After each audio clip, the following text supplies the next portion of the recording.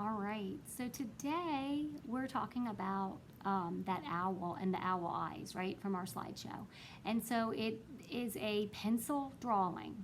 And you might decide that you're going to do yours in pencil using a grayscale like we learned about already this year, where you take your pencil on its side, right, and you do the shading.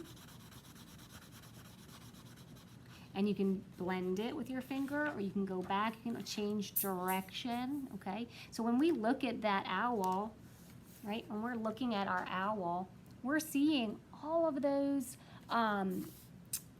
details, right? And the reason we can see the details has a lot to do with the darkness and light that we see. And so if we want our dark and light areas to be as bold as that, okay, then we just need to start with our drawing first. And so do y'all see the big V shape? The V shape is not coming from the corners of the paper. So this is going to fill up your whole paper, or a whole rectangle, okay? So you could start with a rectangle. You can actually draw a rectangle and draw inside of it, or you could use your whole paper.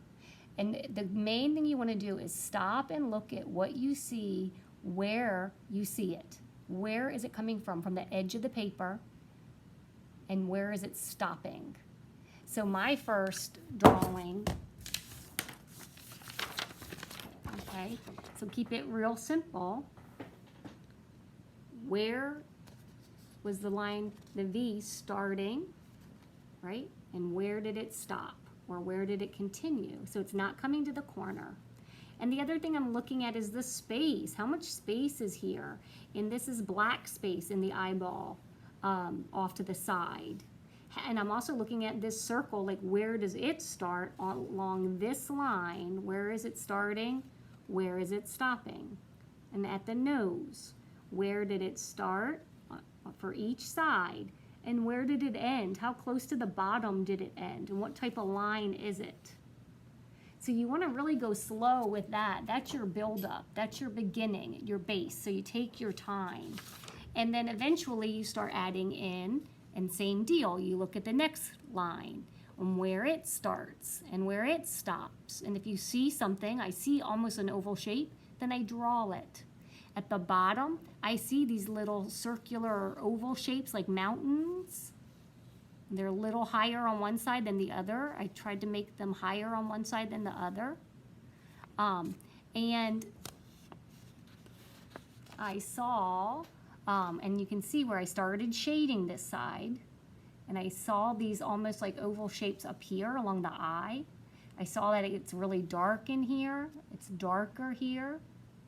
I see these lines, and I drew them the way I saw them. So these were straight in the middle, and then I saw them turning. And the ones on this side are turning this way. It got dark around its nose, like almost like a little mustache. The beak was pretty dark. I had to take a lot of time to color it, and then it has a little light spot. I saw some lines, and my shading is going in the direction that I saw it. Same here. It got really dark.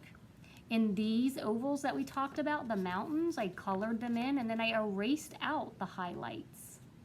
And that's what I'm going to do up here. I would erase out the highlight.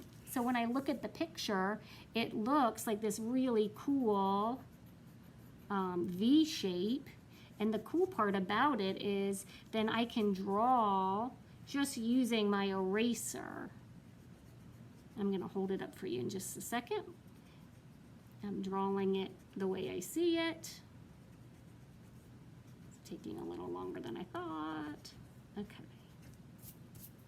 And it's a little sloppy, but I think you're going to get the idea. Okay. And so you got to go slow so that you don't miss anything. But see how I can start erasing out, and I have a lot more to do up here so that you could do that really cool feather pattern.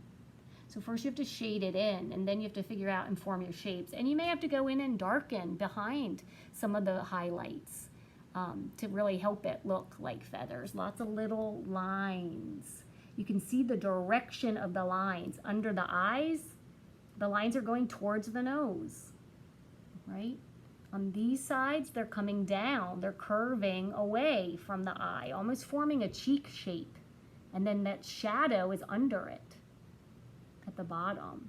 So really be looking at the lines and the direction of your lines. Take your time. This one takes a little bit longer. You don't need to do it all in one sitting, but it's a really great challenge. And you can try adding, you could use color pencils if you don't want to do black and white. You can go back and look at that real owl eyes and try to do your own feathers using color pencils with different browns and whatever you have. Okay, I wish you the best. I really want to see what you can do. Take your time. If you're not up for a really big one, then maybe fold your paper in half and do a small one, okay? All right, good luck.